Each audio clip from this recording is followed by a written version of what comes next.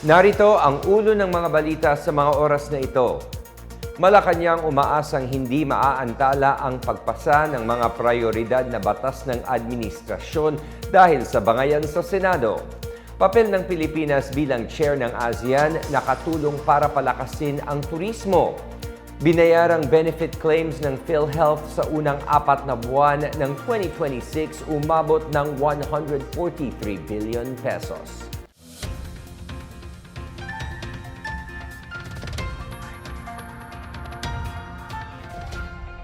Ako si William Theo para sa PNA Headlines. Umaasa ang Malacanang na hindi maaantala ng sitwasyon sa Senado ang pagpasa ng mga mahahalagang batas na isinusulong bilang prioridad ng Administrasyong Marcos. Nagbigay ng reaksyon ang palasyo sa pagbabago ng liderato ng Senado sa gitna ng bangayang politikal ng mga miyembro nito. Ayon kay Palace Press Officer Claire Castro, hindi makikialam si Pangulong Ferdinand R. Marcos Jr. sa pamamalakad ng Senado dahil nirirespeto niya ang pagbubukod ng kapangyarihan ng mga sangay ng gobyerno. Binigyang diin niya na handang makipagtulungan ang ehekutibo sa lehislatura kahit sino man ang pinuno. Gayunpaman, umaasa si Castro na mas pagtutuunan ng pansin ng Senado ang pagpapasa ng mga batas na makakatulong sa publiko imbis na malihis sa ingay ng politika at mga bangayan. Hinimok din niya ang mga senador na ayusin ang kanilang mga issue at isantabi ang mga pansarili at politikal na interes. Samantala, itinuturing ng palasyo bilang spekulasyon na itinutulak ni Pangulong Marcos ang charter change para maipagpaliban ang eleksyon sa 2028 at mapahaba ang kanyang termino.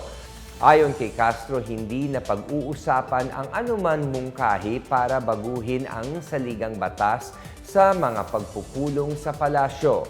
Itinanggi rin niyang pinaghahandaan ng Pangulo ang isang no-election scenario.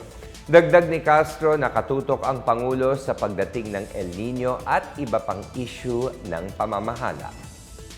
Inaasahang mapapalakas ng chairship ng Pilipinas sa Association of Southeast Asian Nations or ASEAN ang industriya ng turismo sa bansa. Ayon kay Tourism spokesperson Ina Zara Loyola, bumubuo ang Department of Tourism ng mga paraan para mahikayat ang mas mayayamang kapitbahay ng Pilipinas sa ASEAN na bumisita sa bansa. Sa ngayon, nakakahatak ng turista ang Pilipinas dahil sa visa-free travel sa Southeast Asia. Lumakas din ang demand para sa mga high-level gatherings sa mga hotel sa Pilipinas dahil sa pag-host nito sa ASEAN Summit. Ayon kay Loleth So, Hotel Sales and Marketing Association President at Mega World Hotels and Resorts Group Commercial Director, na ipakita ng Pilipinas ang kakayahan nitong mag-host ng malalaking MICE o meetings, incentives, conferences, and exhibitions.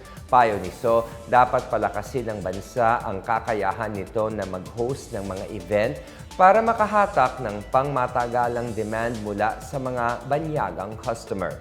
Napansin din ang paglakas ng turismo sa Cebu bilang host ng ASEAN Summit. Iminungkahi ni James Montenegro, President ng Tourism Congress of the Philippines, na dapat gamitin ng Manila ang chairship ng ASEAN para bigyan ng direksyon ang mga prioridad ng mga rehiyon sa turismo at palakasin ang kumpiyansa ng mga investor sa bansa. Tiwala siyang makakasabay ang Pilipinas sa mga kapitbahay nito bilang premyadong pasyalan sa ASEAN. Paalala niya, hinahanap ng mga turista sa ASEAN ang mga lugar tulad ng Pilipinas na magiliw at mainit ang pagtanggap sa mga bisita.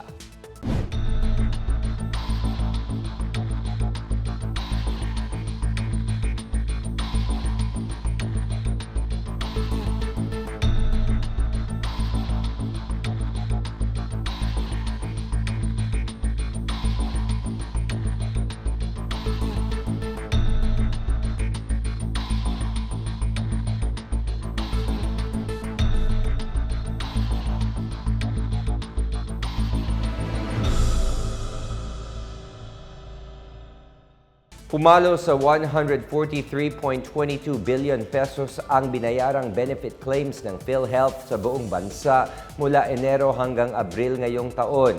Mas mataas ito ng 56.15% kumpara sa 91.72 billion pesos na inilabas ng ahensya sa parehong panahon noong 2025. Umabot naman sa 84.65 billion pesos ang benepisyong ibinayad sa mga private health facilities sa unang 4 na buwan ng 2026, habang umakyat naman sa 58.57 billion pesos ang para sa mga government health facilities. Samantala, mahigit 9.1 milyong Pilipino ang nakatanggap ng tulong medikal sa loob ng 4 na buwan ngayong taon. Base sa mga datos sa reports of checks issued and advised kung saan kasama ang daily crediting payment scheme mula sa mga PhilHealth Regional Offices sa Cordillera Administrative Region, Calabarzon, Zamboanga Peninsula, BARM at Caraga. At sa balitang pangkalakalan, pinag-aaralan ng Energy Regulatory Commission or ERC ang posibleng pagbabago sa power grid reserve requirements ng bansa. Kaugnay ito ng mga paulit-ulit na yellow at red alert sa iba't ibang power grid at pagtaas ng electricity demand. Sa ginanap na Economic Journalists Association of the Philippine Energy Forum ngayong araw, sinabi ni ERC Chairperson Francis Saturnino I na kailangan muling suriin ang reserve requirement upang mas matugunan ang pagtaas ng demand sa gitna ng kakulangan sa kapasidad.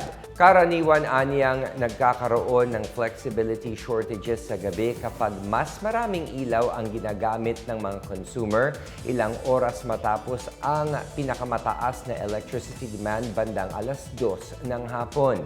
Kabilang sa pag-aaralan ay ang kasalukuyang reserve requirement tulad ng paglipat sa Dynamic Weather Index targets mula sa static reserve margins. Susuriin din ang mga hakbang gaya ng pagpapabilis ng regulatory approvals para sa pagkuha ng transmission services at fast ramping capacity, pagpapalakas ng koordinasyon ng mga regulators at stakeholders upang mapabilis ang procurement cycles at pagpapalawak ng mga ancillary service.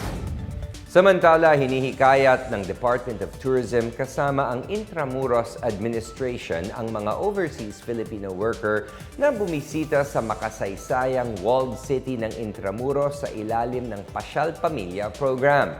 Libreng makakapasok ang mga OFW at returning migrant workers sa Fort Santiago at Centro de Turismo Intramuros sa loob ng 1 linggo hanggang May 31.